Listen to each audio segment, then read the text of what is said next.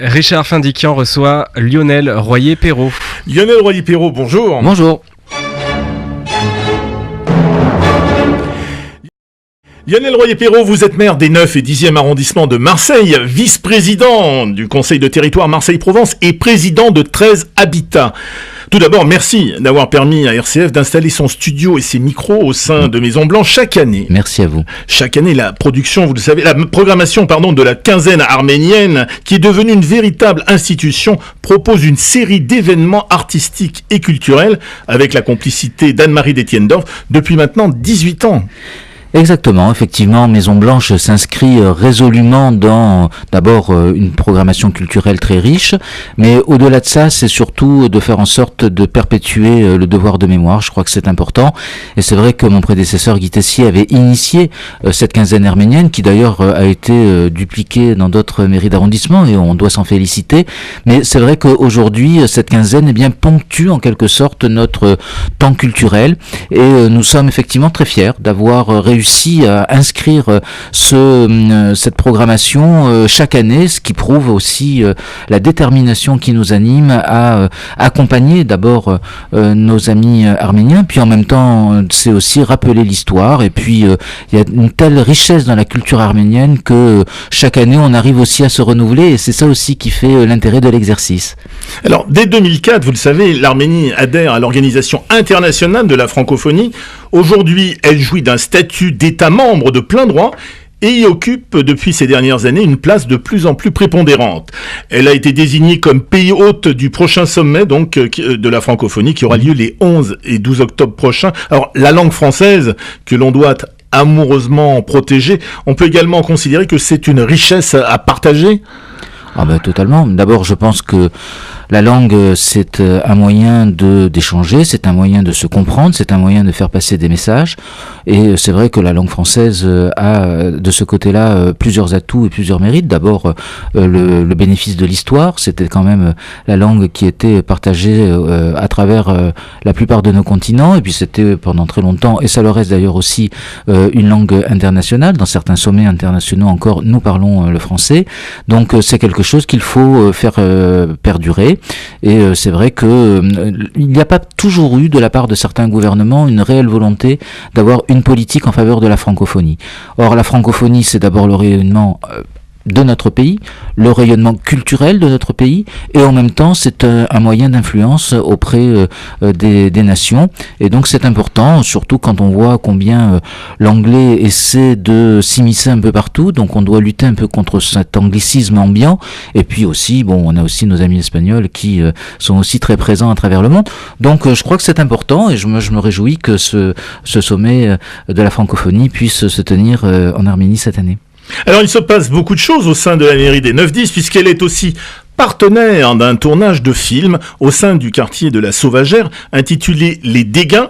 Alors pourquoi participer à ce tournage et quel est le sens de ce partenariat ? Le partenariat, il est très concret, c'est-à-dire que ils sont venus effectivement tourner, vous savez qu'il y a la série Les Dégains, donc maintenant cette série est déclinée en film, donc c'est un film qui sortira à l'automne, et donc vous le savez, les acteurs principaux sont des habitants de la Sauvagère, donc d'abord ça envoie le message que les jeunes de nos cités peuvent aussi réussir dans la diversité des métiers et notamment celui d'acteur ou d'artiste, et puis en même temps il était normal que la mairie accompagne la réalisation de ce film. Alors c'était très concrètement par la mise à disposition de certains locaux, mais de certains espaces municipaux, mais je pense que c'est important d'envoyer ce message qui est un message de soutien et d'encouragement.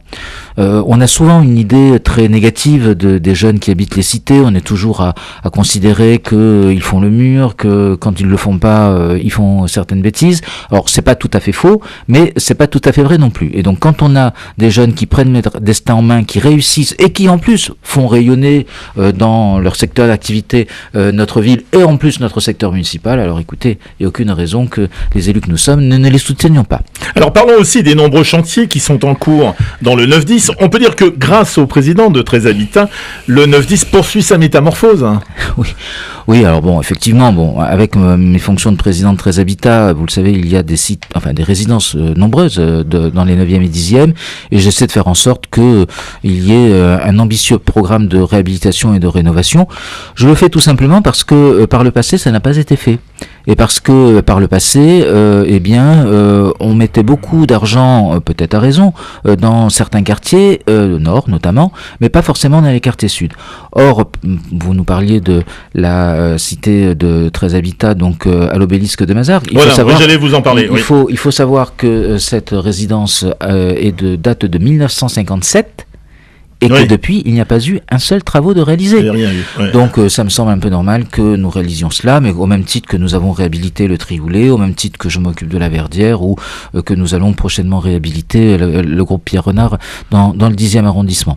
Mais ça n'est qu'une petite partie du temps qui m'accapare, puisque vous le savez, nous faisons aussi beaucoup de travaux dans les 9e et 10e arrondissements, alors que ce soit par le biais de la métropole ou de la communauté urbaine, et ça c'était grâce à l'investissement de Guy Tessier, et puis également en tant que maire, puisque j'ai eu la réunion de programmation budgétaire pas plus tard que lundi avec le maire de Marseille, et j'ai quand même réussi à obtenir une augmentation du budget de plus de 25%, ce qui pour nos quartiers est toujours une bonne chose. En parlant écologie, dans le 9-10, vous accueillez, non sans une certaine fierté dans votre secteur, la première usine de production de biométhane de France. Oui. Et effectivement, j'en suis fier, parce que aujourd'hui, l'économie circulaire, c'est quelque chose qui doit tous nous animer.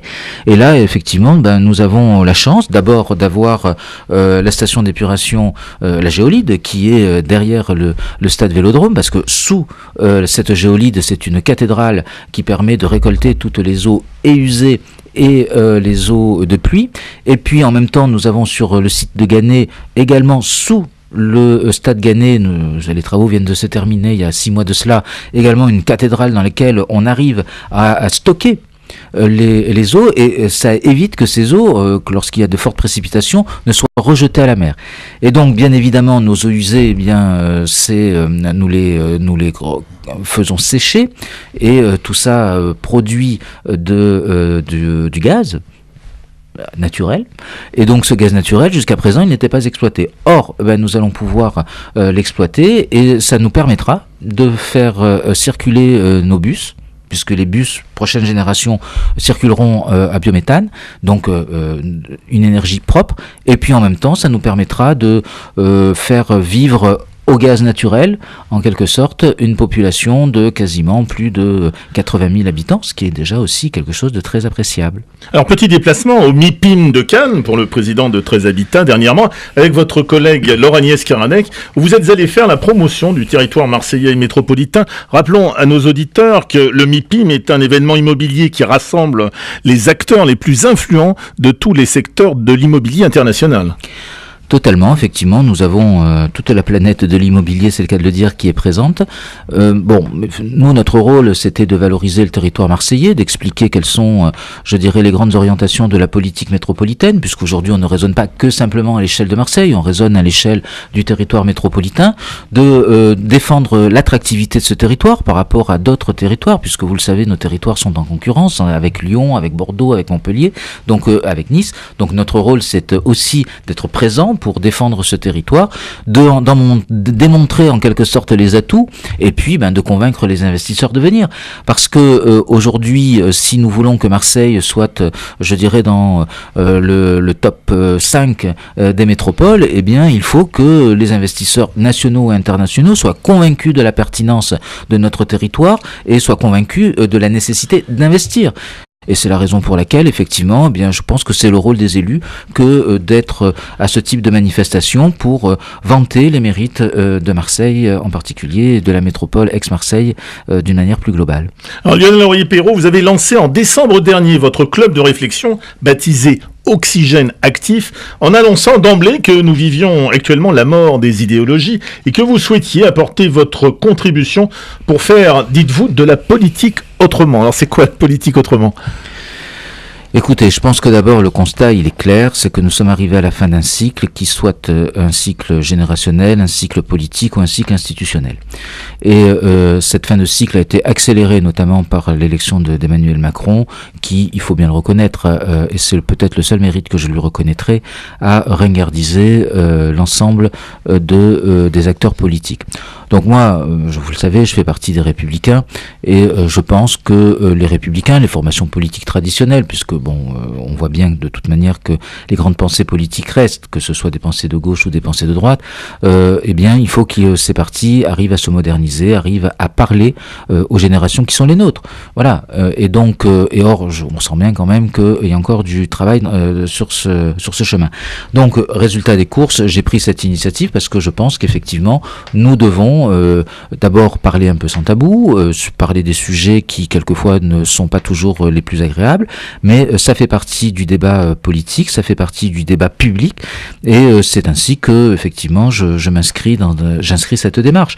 Alors ça permet bien de débattre avec des gens qui ne sont pas forcément membres des Républicains, qui peuvent arriver d'autres horizons politiques, sur des sujets qui intéressent plus spécifiquement Marseille, parce que là réside mon ambition, et puis en même temps c'est aussi le moyen de montrer qu'on peut sans doute, même sûrement d'ailleurs, faire de la politique autrement. On n'est pas forcément obligé d'être militant dans un parti politique pour avoir des idées et pour en débattre. Alors vous dites aussi qu'il est temps de pousser le concept de démocratie active, qui serait pour vous la solution face à la déliquescence de la démocratie institutionnelle. Démocratie institutionnelle et démocratie participative, parce que je pense qu'aujourd'hui on voit bien la démocratie institutionnelle qui est d'élire quelqu'un pour un mandat de 6 ans, et puis cette personne qui pendant 6 ans va vous représenter sans forcément qu'elle revienne devant vous pour rendre des comptes. On voit bien que ce système-là il est un peu à bout de souffle, mais il est aussi nécessaire parce que c'est ce qui permet d'avoir des mandats, la durée des mandats, et faire en sorte que les élus réalisent des choses. Et à côté de ça, la démocratie participative, qui était finalement un peu la grande idée lancée par Ségolène Royal il y a maintenant une dizaine d'années à l'élection présidentielle de 2007, eh bien cette démocratie participative, on voit bien qu'elle ne répond pas non plus à ce qu'il faut, parce que ce n'est pas parce que vous participez à un débat que pour autant vous êtes réellement représentatif de ce que veut majoritairement la population. Et donc moi je pense qu'il faut trouver une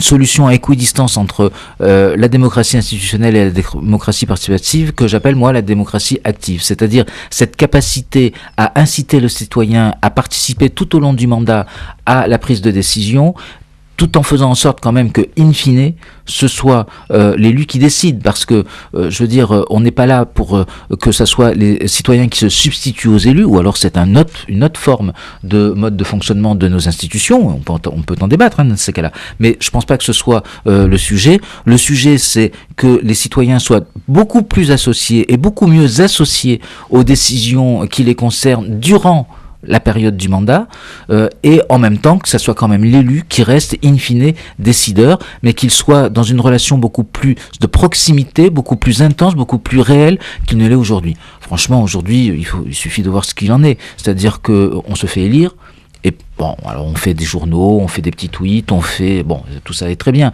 mais je n'ai pas franchement l'impression que le citoyen est partie prenante à la vie de la cité. Or, il faut réinventer la vie de la cité, il faut réinventer des modes de communication qui nous permettent de réenchanter aussi les citoyens dans la relation politique, et je dois bien reconnaître que de ce côté-là, il y a d'énormes efforts à faire, et il suffit de le voir pour les élections. On voit bien que aujourd'hui, le grand gagnant des élections, c'est pas celui qui gagne l'élection, c'est l'abstentionniste. C'est l'abstentionnisme. Et donc là, il y a vraiment un travail, un champ d'explication à faire, en plus en direction des nouvelles générations qui n'ont pas forcément été biberonnées comme nous dans les combats politiques passés, parce que voilà, les grandes idées sont mortes, et puis aussi parce que les grands événements qui quelquefois permettaient de coaguler, quelquefois de s'affronter, sont aussi très rares. Donc je pense qu'il y a nécessité de recréer de l'appétence à la politique, et donc il faut sans doute aussi repenser un peu tout ça. Allez, un dernier mot, et on revient sur la quinzaine arménienne qui atteint cette année sa majorité, c'est 18 ans. Alors qu'est-ce qu'on peut lui souhaiter à cette quinzaine arménienne pour les années à venir ?